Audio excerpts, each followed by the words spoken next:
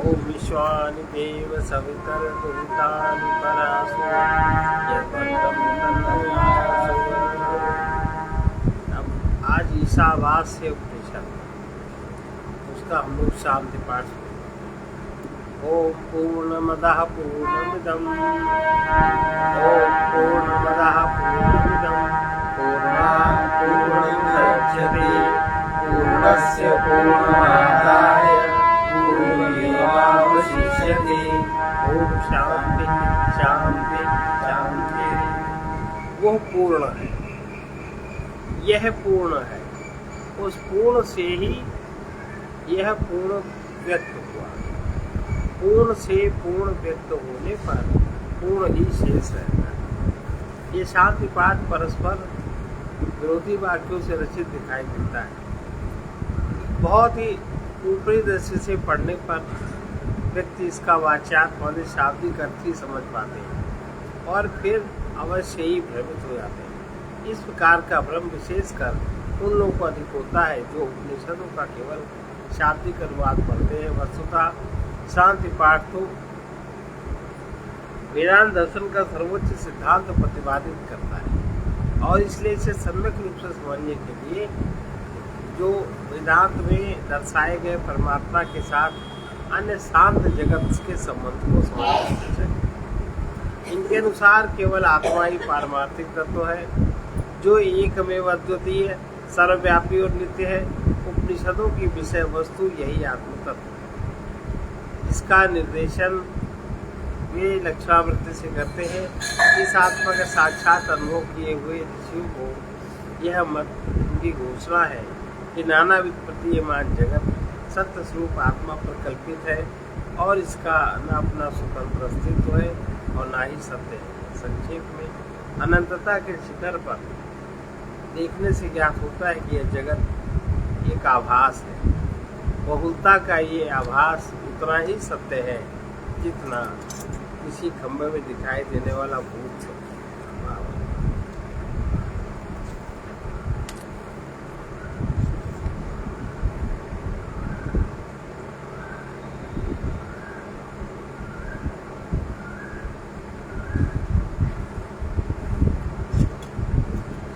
ईशावास उपनिषद इसका पहला मंत्र है, सबसे पहला मंत्र।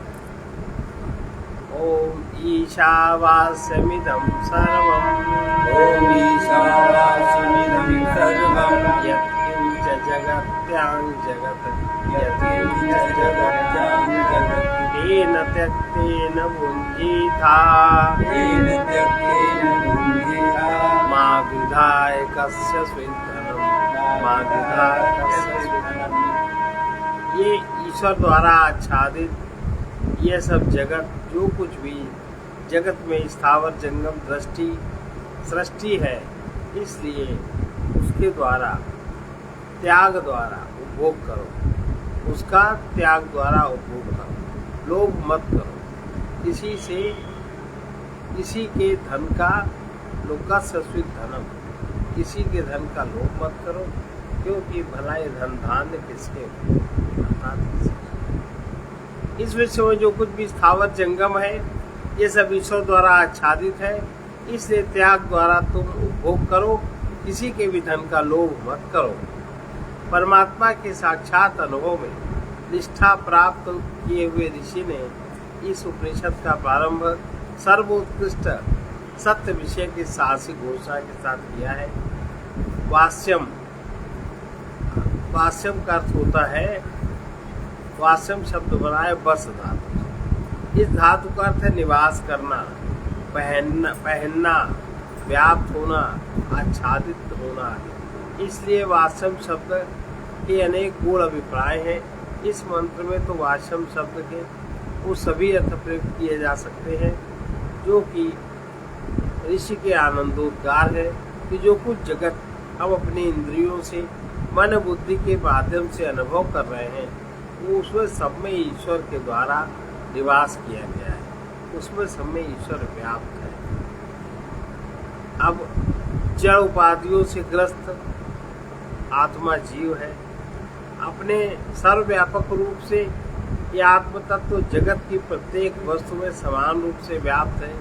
शरीर आदि जड़ उपाधियां तो उसके माध्यम है जिनके द्वारा यह परम सत्यात्मा उस जीवन शक्ति के रूप में व्यक्त होता है जिसे हम चेतना कहते हैं। परंतु वस्तुतः इन सबके मूल में वही एक आत्म तत्व है जो सबका सार तत्व और सबका ईश है। इस प्रकार यह ईश्वर सर्वव्यापक है और वो बाह्य परिस्थितियों का नियंता है, इंद्रिय व्यापारों का शासक और अंतःकरण की क्रियाओं का नियामक है, और फिर भी हम उस ईश्वर का भान तक नहीं पाते। यही अविद्या सभी दुखों की जड़ है जिसका अंत करना प्रत्येक के लिए नितांत आवश्यक है।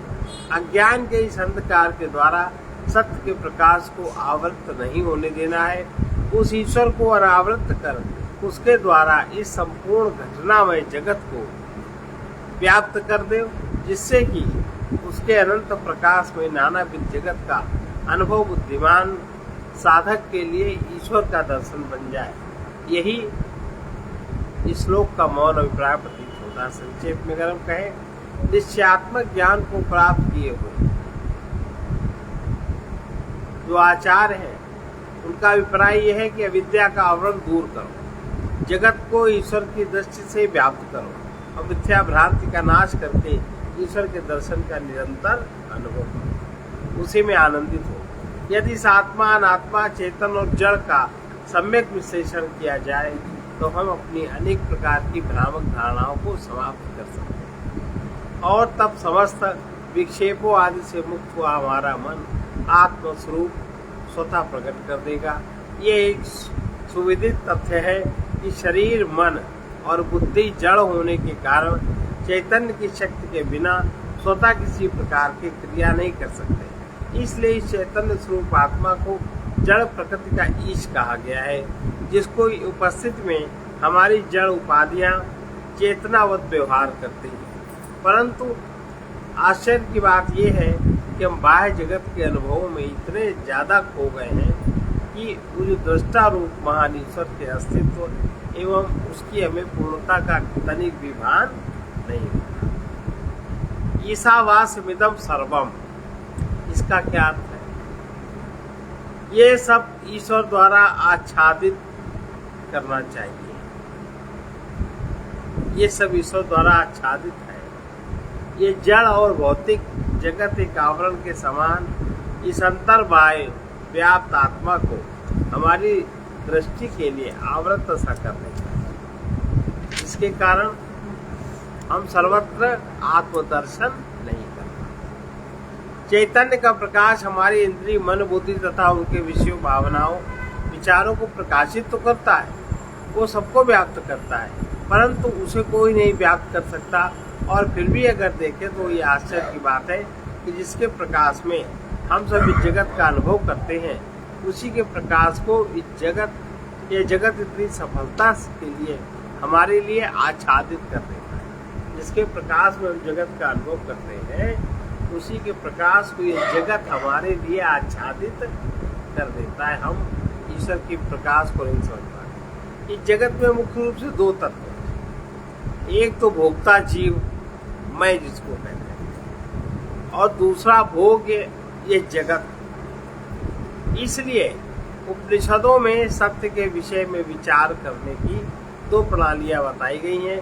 एक है जीव के स्वरूप का विचार और अन्य है जगत के स्वरूप का अन्वेषण। ये दो बातें। विचाराधीन उपनिषद प्रथम मंत्र में ही घोषणा करते हैं, ये सब जड़ उपाधियों द्वारा ईश्वर के द्वारा अधिष्ठित है, व्याप्त है।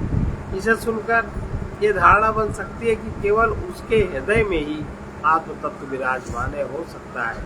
यदि वो उदार हृदय व्यक्ति है तो इस मंत्र में प्रयुक्त ये सब की सीमा को समस्त में समझ जाए। लेकिन कुल मिला के देखा जाए तो जगत एक परिवर्तनशील स्थिति है और जिसके परिवर्तनशील स्थिति को ये जीव बिना जागरूक रह के स्थिर बनाना चाहता है।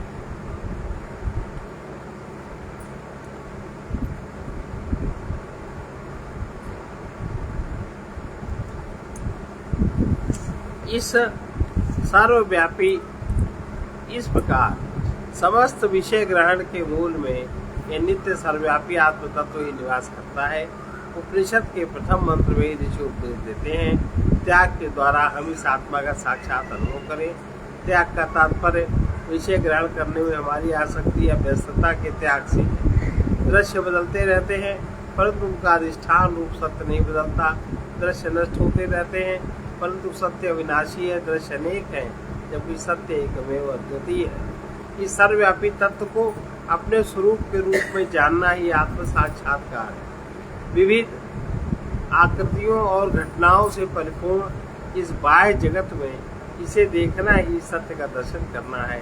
यह दर्शन किस प्रकार संभव होता है, यही ईशावास उपनिषद का विषय है, जिसे हम अगले मंत्रों पर विचार करें। ऋषि का उपदेश है कि हमें अपनी भ्रामक धारणाओं, निम्न स्तरीय जीवन मूल्यों, विषय आसक्तियों का त्याग कर इस सर्वश्रेष्ठ सत्य का अनुभव करना चाहिए। जब पुरुष भ्रांति से किसी स्तंभ में भूत देखने लगता है तब उस समय भूत के दर्शन से अत्यधिक व्याकुल भयभीत हो जाता है। उसे निर्भय एवं शांत बनाने का एकमात्र उपाय यही है कि उसे स्तंभ का बोध कराया जाए। भूत से भयभीत व्यक्ति को उसका मित्र उपदेश देता है। प्रिय मित्र भूत के रूप में गुणों का त्याग करके उसके मूल में स्थित स्तंभ को पहचान कर शांत और निर्भय हो जाओ। जब तक हम भूत को ही देखते रहेंगे तब तक स्तंभ का विचार हमारे लिए पास नहीं आएगा और हमें न मानसिक शांति होगी और न बौद्धिक संतुलन ही प्राप्त होगा। उपदेश के बाद स्तंभ को पहचान लेने पर भूत की भ्रांति सदा के लिए नष्ट हो जाती है। स्तंभ के दर्शन से ही मन को शांति प्राप्त होती है, क्योंकि विक्षेप का कारण है विपरीत ज्ञान। यहाँ इस प्रथम मंत्र में मिथ्या का त्याग करके सत्य के आनंद का अनुभव करने का उपदेश दिया गया है। तेन त्यक्तेन ईशावास्यमिदं सर्वं यत्किंच जगत्यां जगत तेन त्यक्तेन।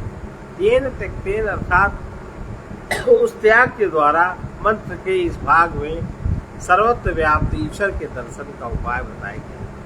अनेक बार किसी शिल्पकर्ता के सौंदर्य का निरीक्षण करते रहकर हमारे ध्यान पदार्थ क्यों नहीं जाता जिससे कि मूर्ति बनाई गई होती। बहुत कम अवसरों पर हमारा ध्यान उस कागज की ओर जाता है जिस पर ये अक्षर छापे जाते हैं। उन शब्दों अक्षरों को तो देखते हैं परंतु कागज के सफेद रंग को कोई नहीं। तथापि हम जानते हैं कि यदि कागज काला होता तो उस पर काले रंग के छपे हुए अक्षर हमें दिखाई नहीं। कागज का रंग देखने का अर्थ है अक्षरों का त्याग करना, नाम और रूप का आकर्षण और उनकी भोग लालसा का त्याग करने का अर्थ है अनंत स्वरूप परमात्मा का आत्मस्वरूप से अनुभव। इस प्रकार तेन त्यक्तेन का अर्थ है ईश्वर द्वारा त्याग किया हुआ अर्थात दिया हुआ। तात्पर्य यह हुआ कि ईश्वर द्वारा जो कुछ भी फल दिया जाता है उसको प्रसाद के रूप में स्वीकार कर हमें सुखी होना चाहिए। कस्य स्वेद धनम, किसका धन? सभी प्रकार के धनों का एकमात्र स्वामी ईश्वर है। वही एकमेव सत्य वस्तु है। सभी नाम रूपों का वो सार तत्व है। वो अंतर बाह्य सबको सर्वत्र व्याप्त करके स्थित है। ये विश्व समुद्र की सतह पर तैरती हुई हिमराशि के समान है। घनीभूत जल ही हिमराशि के रूप में द्रव्य रूप जल पर तैर रहा होता है। उसी प्रकार वो ईश्वर की इस विश्वाकार के रूप में प्रतीत हो रहा है। इसलिए विश्व की संपत्ति उसी की है। ये समझकर हमें उसके प्रति अर्पण करके कृतज्ञता के भाव से जीवन जीना चाहिए। सच्चे आनंद का एकमात्र यही मार्ग है।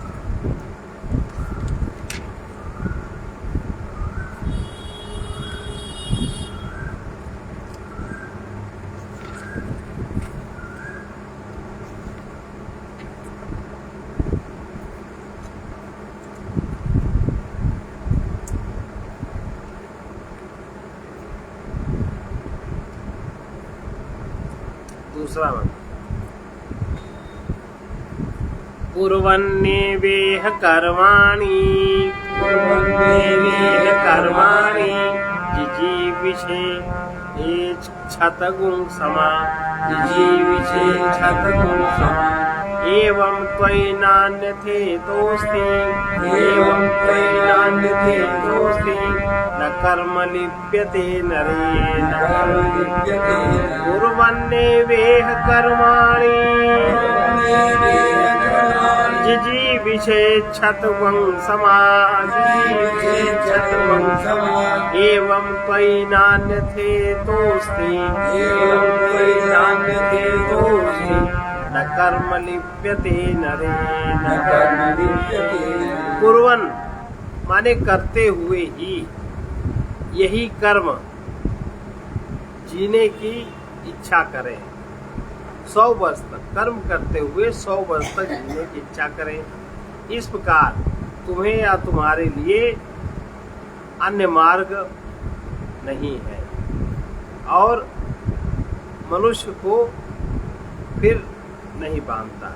यहाँ इस जगत में कर्म करते हुए मनुष्य को 100 वर्ष तक जीने की इच्छा करनी चाहिए। इस प्रकार तुम्हारे लिए इसमें अन्य कोई मार्ग नहीं है। ऐसे पुरुष को उसके किए हुए कर्म नहीं बांधते। इसका मतलब क्या है भाई?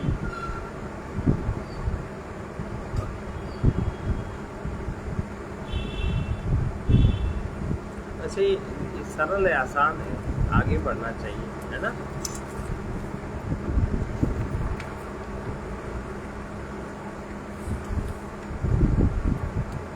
तीसरा,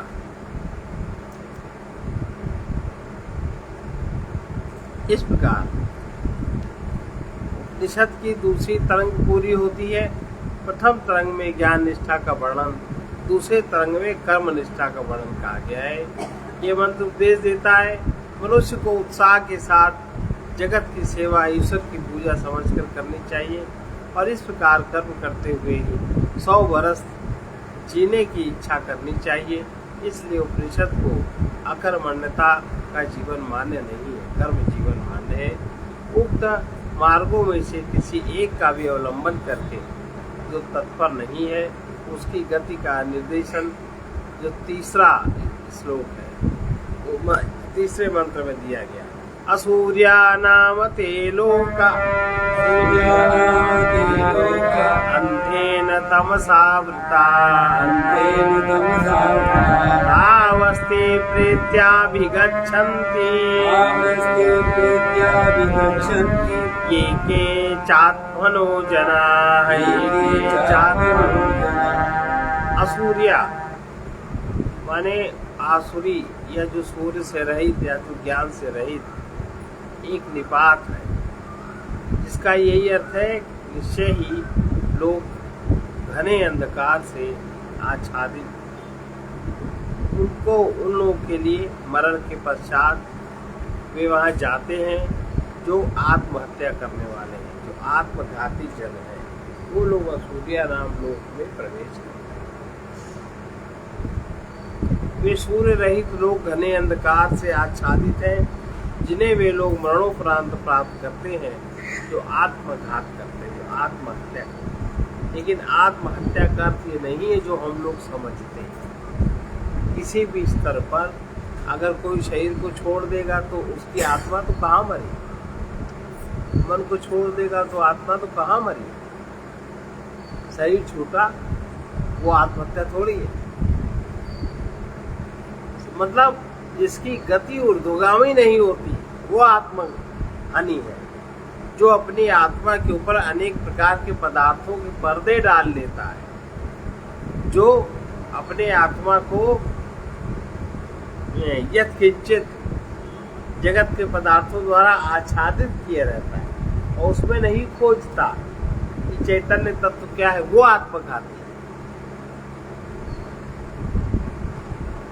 जैसे कल कहा गया था कि वो जो तत्व है द्वैत के कारण हमारे हृदय में ही छिपे हुए भगवान द्वैत के यत तत्व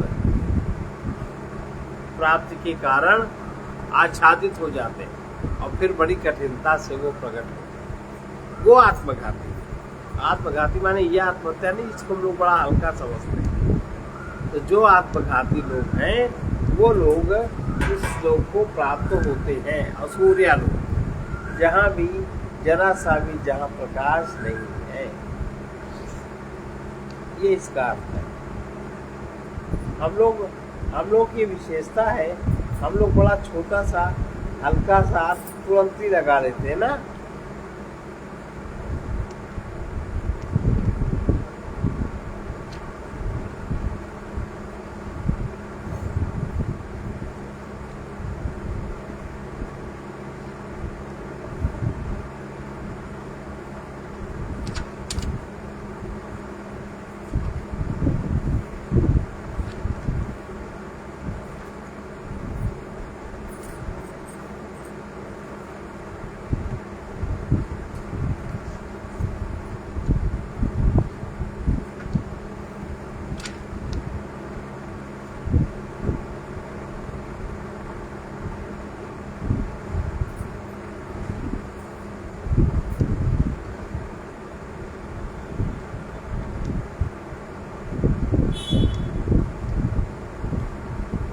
ये जो आत्महत्या का क्या अर्थ है कि जो स्वयं ही प्रकाशित होता है, आदित्य, आदि की अपेक्षा से नहीं, किसी की अपेक्षा से नहीं, जो सर्वप्रकाश स्वभाव तत्व है, ऐसे लक्षणों वाला आत्मा धातु स्वभाव स्वभाव से ही सकत विभाग माने निरंतर भासमान है।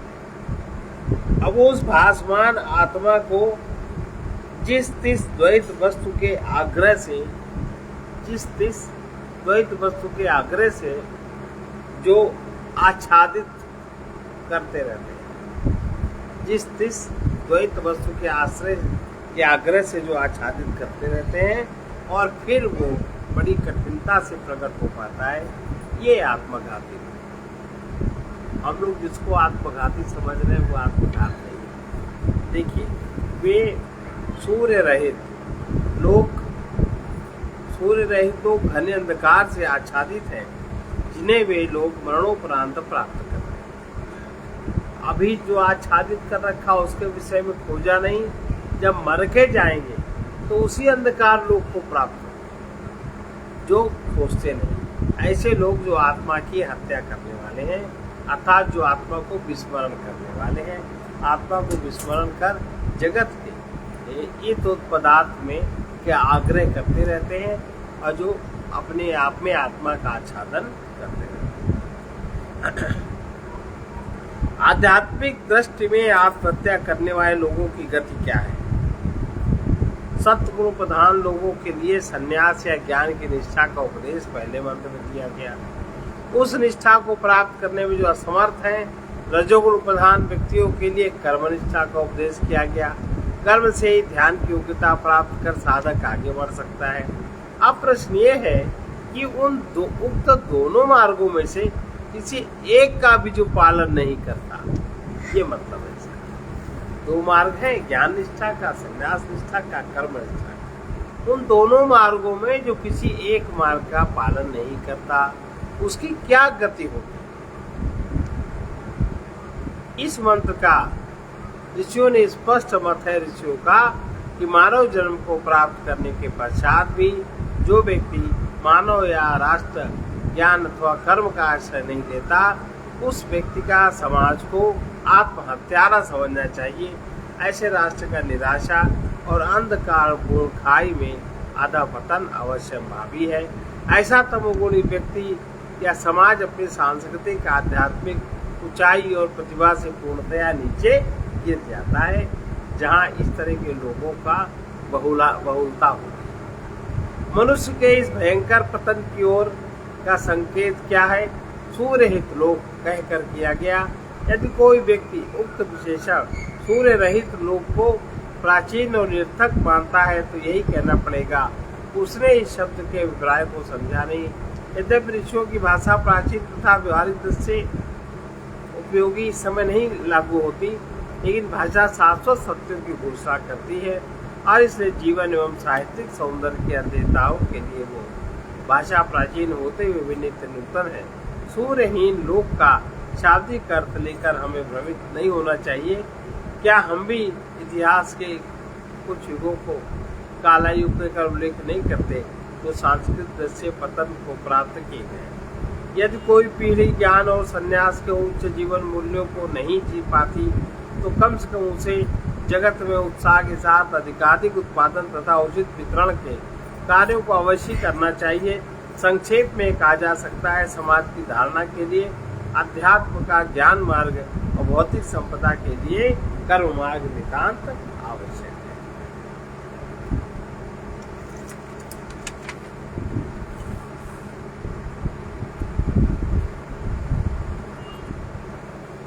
यदि कोई समाज ना तो जीवन मूल्यों का पालन करता है, श्रेष्ठ जीवन मूल्य, और ना ही भौतिकवाद के आधार पर राष्ट्रीय योजनाओं का ही कार्य करता है, कर्म विहीन, वो समाज धीरे धीरे बुद्धि और हृदय के सद्गुणों से गिरकर जंगली प्रकार के अति भोग में फंसकर अपना नाश कर लेता है। तो सही बात है।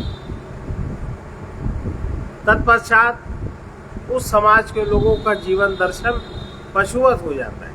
उनकी मांगे तो होती हैं पर उनका परिश्रम नहीं होता, कम परिश्रम होता है, अधिक लाभ होता है और अधिकतम आलस्य और प्रमाद, दीर्घकालिक प्रमाद, विवेकहीन प्रजाउत्पत्ति और अपने बच्चों के प्रति भी बिना किसी कर्तव्य की भावना लिए वो लोग जीते हैं। यदि किसी समाज की जीवन स्थिति इस प्रकार की है तो इतिहास की भाषा में उसे उस समाज को मृत या निष्पान समाज ही कहना होगा।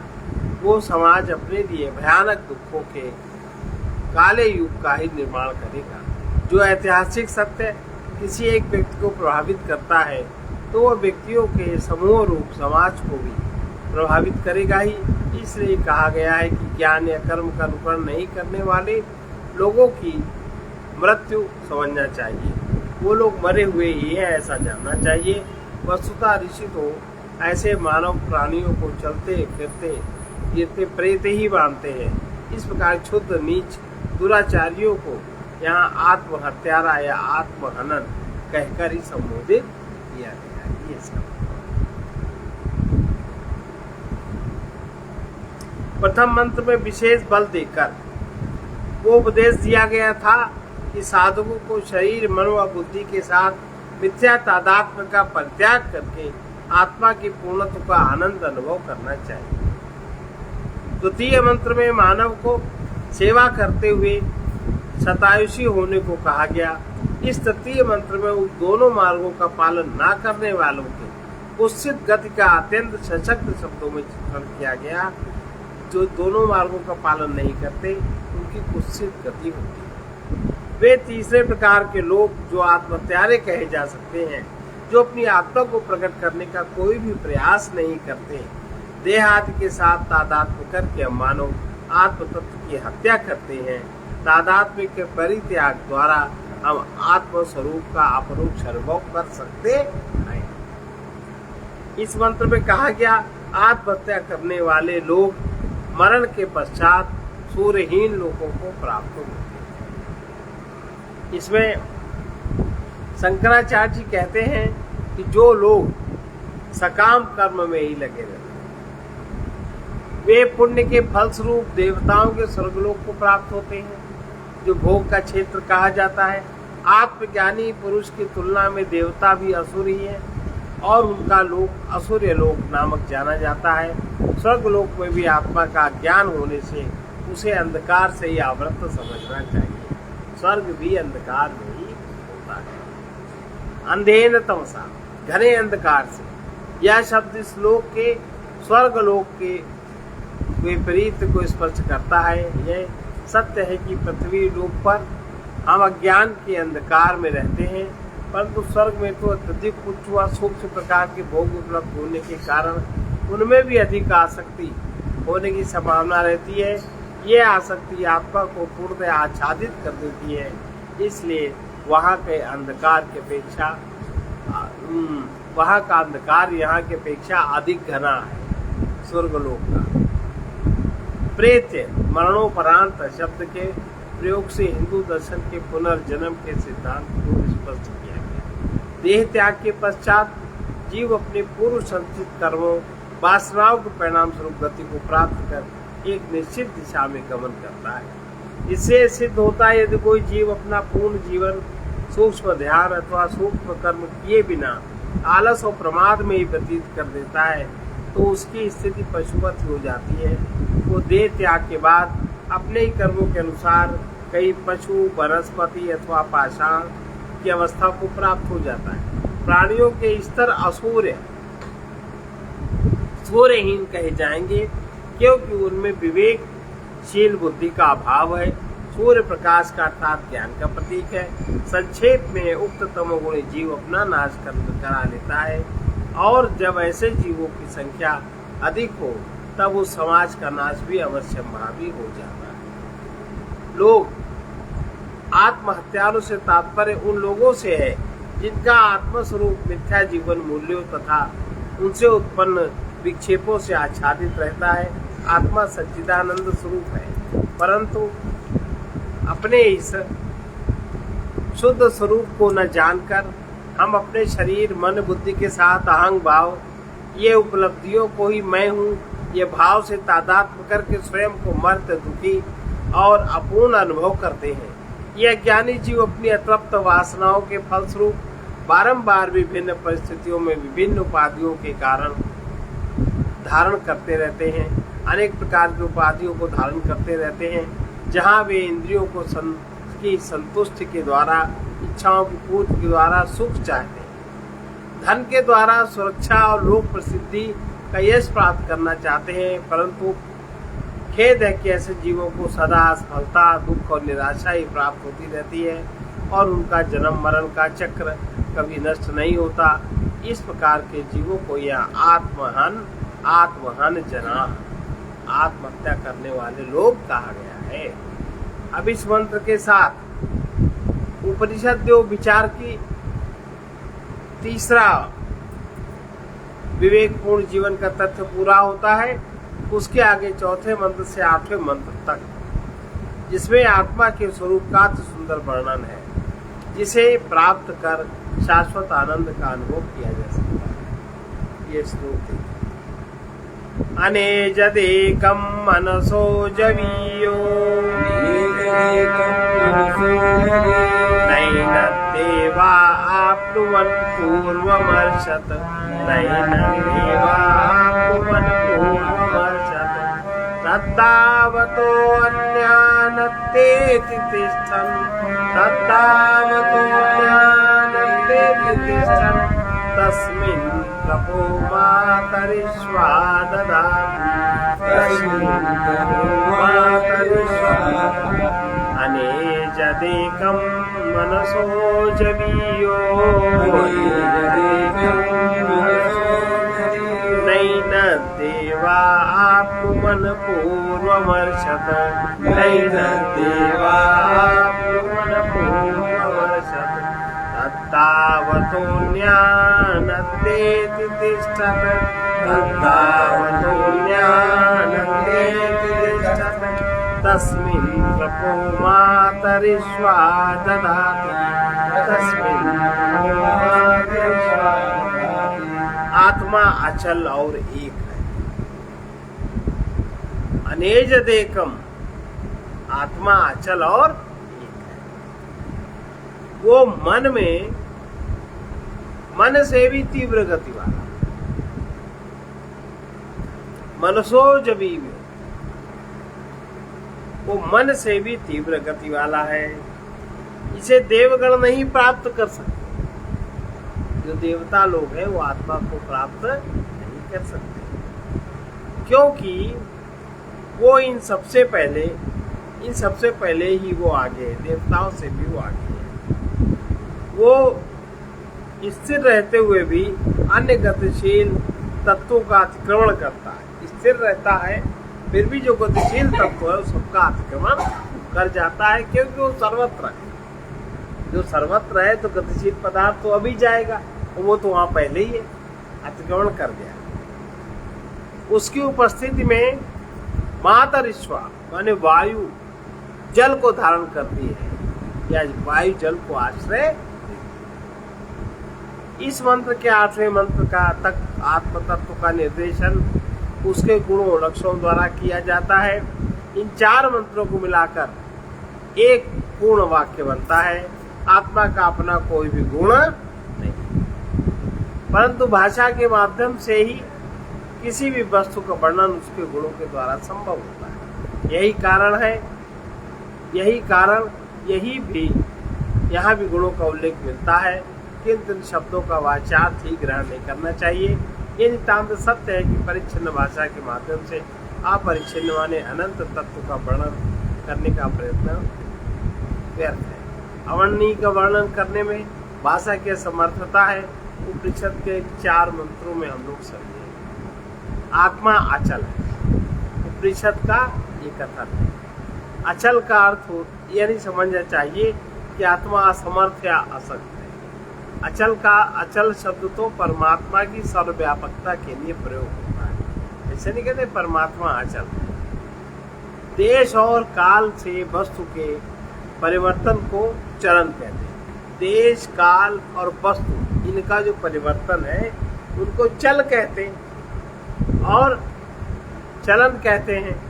और जैसे जिस कुर्सी पर बैठे हैं उसमें उठकर दूसरी कुर्सी पर जाके बैठ सकते हैं जहाँ इस समय नहीं, परंतु जिस कुर्सी पर अभी बैठे हैं उसी में चलन नहीं कर सकता और ना करने की आवश्यकता है, क्योंकि उससे पहले मैं विद्यमान कोई वस्तु अन्य स्थान को ग्रहण तभी कर सकती है जब वो पहले से वहाँ स्थित ना हो। इसी प्रकार आत्म तत्व सर्वव्यापक होने के कारण उसमें चलन नहीं हो सकता और ना ही उसमें चलन की आवश्यकता है। आत्मा की सर्वव्यापकता को ऋषियों ने अनेजत शब्द के द्वारा प्रयोग किया। अनेजत शब्द जगत का सर्वथा विरोधी है, क्योंकि जगत का अर्थ है परिवर्तनशील, जिसका हमें नित्य अनुभव हो रहा है। लेकिन वो नित्य अनुभव में किसमें हो रहा है? अपरिवर्तनशील में हो रहा है ना। ये बात हमें स्मरण नहीं है। इसी प्रकार उपनिषद कहते हैं कि परम सत्य एक है जो जगत की अनेकता से भिन्न है। हमें इंद्रियों द्वारा अनेकता का ही दर्शन अनुभव होता है। अतः उक्त 2 विशेषणों से यह अभिप्राय हुआ, आत्म तत्व उन सब वस्तुओं और अनुभवों से भिन्न है। हमें जो ज्ञात है वो सब चलन मन के द्वारा, और जो अज्ञात है वो मन बुद्धि से ऊपर की वस्तु है।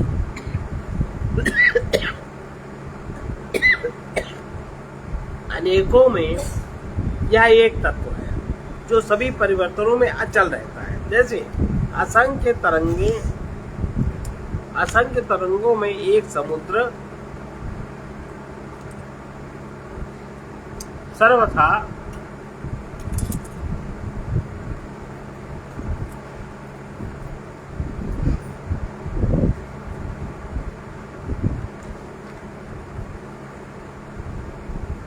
जैसे असंख्य तरंगों में एक समुद्र, साधक का प्रयास अनेकता में उस एकता को देखने को प्राप्त करने का होता है, जो प्रेम और आनंद, सत्ता और शांति के सूत्र में समस्त जगत को गठित करके रखती है। गीता में कहा है, सूत्रे मणिगणा इव। उपनिषद का एक कथन कि आत्मा मन से भी तीव्र गति वाला, आत्मा की गति मन से भी तीव्र है। इसका भाव यह है, इसके पूर्व आत्मा के चलन में निषेध किया गया। इसका अर्थ है कि उसमें वेग का अभाव नहीं समझना चाहिए। हम जानते हैं कि विश्व में मन ही सबसे अधिक द्रुतगामी तत्व है, परंतु यही कहा गया है आत्मा मन से भी अधिक द्रुत चलने वाला है। कारण यह है कि जब तक मन अपने चिंतन के विषय तक पहुंचता है, किसी बात को मन सोचता है, क्रिया करता है, चूंकि आत्मा ज्ञान स्वरूप है, वो आत्मा में पहले से ही प्रकट रहता है। ये है इसका वो इसमें नहीं लिखा।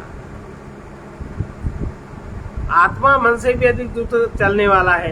कारण यह है कि जब तक मन अपने चिंतन के विषय तक पहुंचता है, आत्मा वहां पहले से ही सत्ता के रूप में उसमें उचित प्रकट रहती है, क्योंकि आत्मा ज्ञान स्वरूप है, मन ज्ञान स्वरूप नहीं, जिसे पहले देख चुके। निश्चय ही मन क्षण मात्र में भी उस पूर्वानुभूत स्थान तक पहुंच सकता है, परंतु उसके वहां पहुंचने के पूर्व आत्मा वहां सद्रूप से विद्यमान मिलेगी। इसलिए कहते हैं आत्मा मन से अधिक।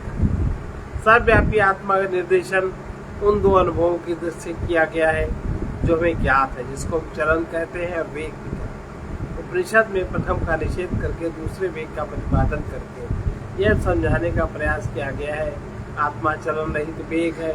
यद्यपि यह वैज्ञानिक तथ्य है, तथापि शब्दों की दृष्टि से परस्पर विरोधी प्रतीत होता है, परंतु यही एकमात्र उपाय है जिसके द्वारा बाह्य जगत के निरीक्षण और उसके कार्य की खोज में आसक्त हमारी बुद्धि का गर्व चूर कर उसे सर्वव्यापी जैसे सरल प्रतीत होने वाले शब्द की महत्ता व गंभीरता का बोध कराया जा सके। आत्मा चैतन्य है, सर्वव्यापी है, इसलिए उसमें कोई चलन वलन नहीं हो सकता और विश्व की कोई भी गतिशील वस्तु चैतन्य के अतिरिक्त किसी अन्य माध्यम से गति नहीं कर सकती। इस मंत्र की प्रथम पंक्ति इसी तथ्य पर बल देती है। देवगान, देवता लोग भी उसे प्राप्त नहीं कर सकते क्योंकि वो उससे पहले ही वहां गया हुआ है। सर्वसाधारण शिक्षित पुरुष की बुद्धि को भ्रमित कर देने वाला एक कथन है। जो लोग बिना पूर्व तैयारी किए हुए उपनिषदों का अध्ययन प्रारंभ कर देते हैं उन्हें इस प्रकार के निश्चय ही भ्रम होते हैं और फिर वो उनको उपनिषद की बातें समझ में नहीं आती। देव शब्द का अर्थ होता है चमकने वाला, अर्थात प्रकाशस जो अन्य वस्तुओं को भी प्रकाशित करे। इस मंत्र के संदर्भ में देव शब्द माने ज्ञानेंद्रियां, देव माने ज्ञानेंद्रियां, शब्द स्पर्श रूप रस गंध माने आँख नाक कान त्वचा इत्यादि का द्योतक है। और प्रायः देव शब्द का प्रयोग इंद्रियों के लिए किया जाता है। इसका एक अन्य भाव भी हो सकता है कि हम अपने सामान्य जीवन में अपनी इंद्रियों को संतुष्ट करने में इस प्रकार लगे रहते हैं मानो कि वे ही हमारे लिए श्रेष्ठ देवता हो। देव शब्द के उक्त अर्थ को ध्यान में रखकर यदि हम इस मंत्र को पुनः पढ़ें तो इसका अर्थ स्पष्ट होता है। इंद्रियां तो केवल अपने विषयों का ही ग्रहण कर सकती हैं और आत्मा की सत्ता में स्थित रहते हैं। दूसरी बात यह है कि इंद्रियों को विषय ग्रहण करने की सामर्थ्य आत्म चैतन्य से ही मिलती है और उस चैतन्य को विषय रूप में कदापि ग्रहण नहीं कर सकती। चैतन्य के बिना इंद्रियां भी जड़ और असार, इसलिए देवता उस आत्म तत्व तक नहीं पहुंच सकते। स्थिर रहते हुए भी दौड़ने वाली वस्तुओं का अतिक्रमण वो आत्मा करता है।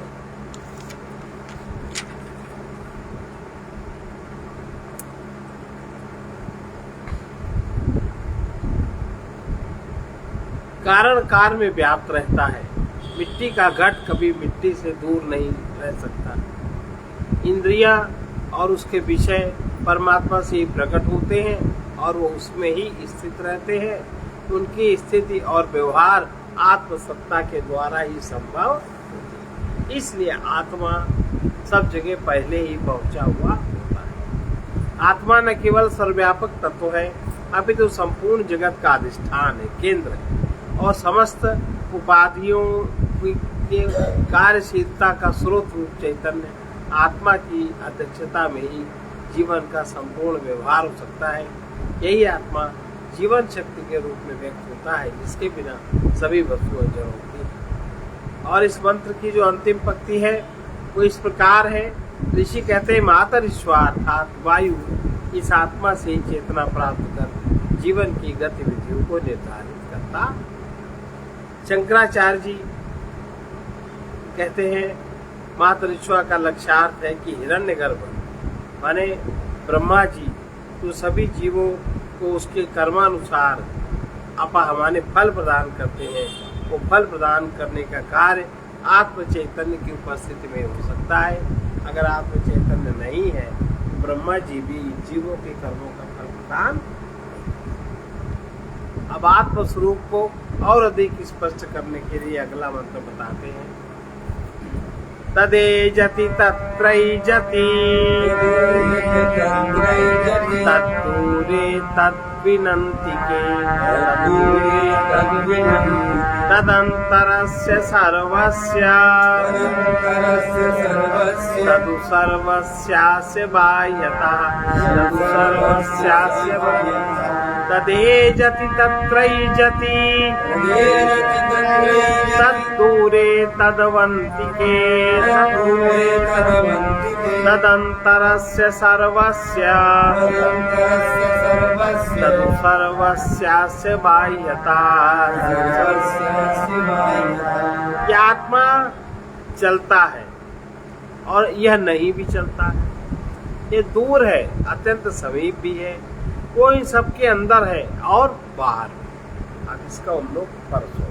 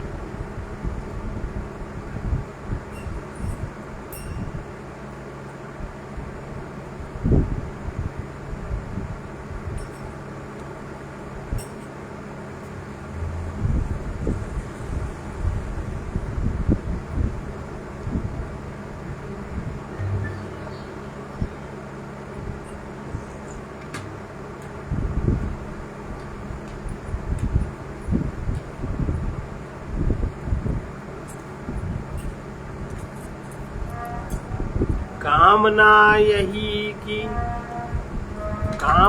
यही हो और कामना न रह जाए, कामना यही हो और कामना न रह जाए, सदा हो के निष्काम जीवन बिताऊं मैं, सदा हो के निष्काम जीवन बिताऊं।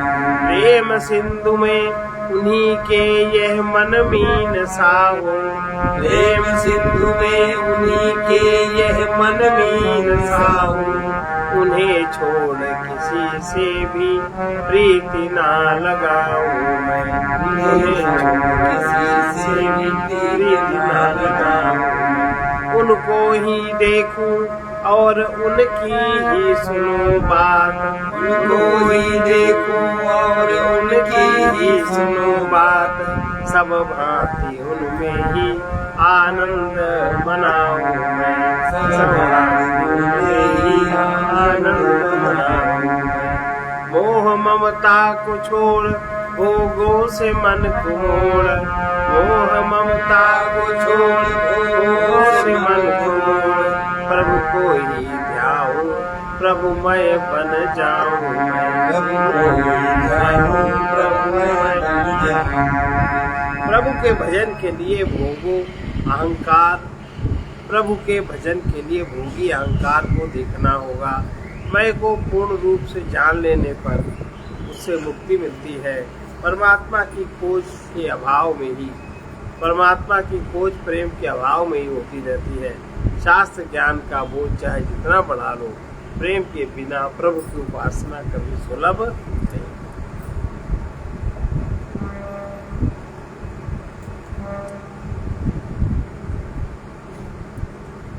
न भूलो परमेश्वर का ध्यान, यही तो अपने जीवन का। परमेश्वर का ध्यान, यही तो अपने जीवन का। ये सब संगी कुछ ही दिन के, ये सब संगी कुछ ही दिन के, तुम चल रहे भरोसे जिंदगी, तुम चल रहे भरोसे समझ कर ये संभ्रम ज्ञान न भूलो परमेश्वर का, समझ कर ये संभ्रम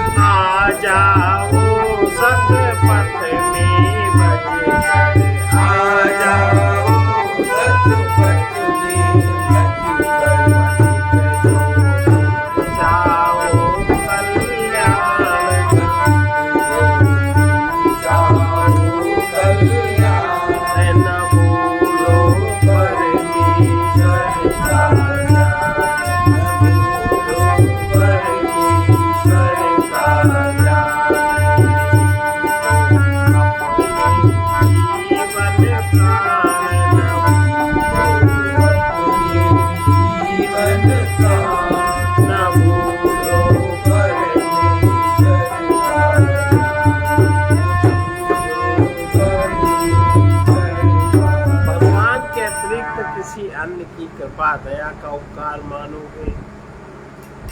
लेकिन हम लोग क्या करते हैं, कहते हैं, कहना नहीं है, भीतर से स्वीकार करना है कि भगवान का। और बाहर से तो जिसको जो मान सम्मान देना हो तो देना ही पड़ेगा, दूसरे थोड़ी ना कहेंगे। लेकिन भीतर से जो हमें स्वीकार होगा ये अद्वैत तत्व कि परमात्मा ही किसी माध्यम पर, बाहर इस बात को हमें गाना नहीं है कि हम दूसरे को कह के उसके अहंकार को नीचा दिखाएं कि तुम नहीं हो, भगवान कर देता है। मतलब उसके सामने ही तुम उसका अपमान करते हो, दोबारा तुम्हें क्यों करेगा वो? ये तो तुम्हारे अपनी अहं ग्रंथि को समाप्त करने के लिए है। तुम्हारी जो अहं ग्रंथि बन जाती, मैंने ऐसा प्राप्त किया, भगवान ने हमारे इतनी सहायता करी, और तुम उसको अपने अहंकार के कारण दूसरे को अपमानित करना शुरू कर देते हो, कृतज्ञ हो जाते हो। ऐसा नहीं है।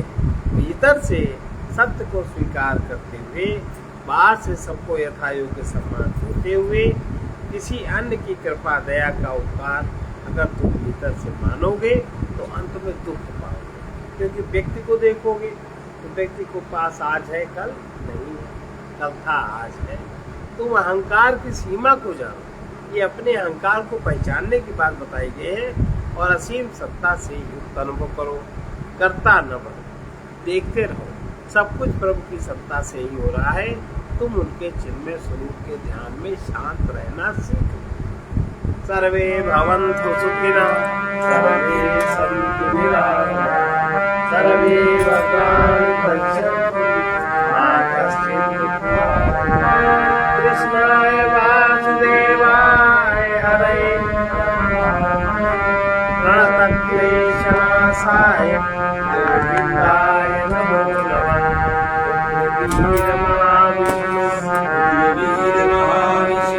ज्वलन्तं सर्वतोमुखं निसिंहं भीषणं भद्रं मृत्युर्नमाम्यहम्। ॐ ह्रौं जूं सः ॐ भूर्भुवः स्वः ॐ त्र्यम्बकं यजामहे सुगन्धिं पुष्टिवर्धनम् उर्वारुकमिव बन्धनान् मृत्योर्मुक्षीयमामृतात्। ॐ स्वः ॐ भुवः भूः ॐ सः असतो मा सद्गमय तमसो मा ज्योतिर्गमय मृत्योर्मामृतङ्गमय। ॐ पूर्णमदः पूर्णमिदं पूर्णात् पूर्णमुदच्यते पूर्णस्य पूर्णमादाय पूर्णमेवावशिष्यते। ॐ शान्ति शान्ति शान्ति।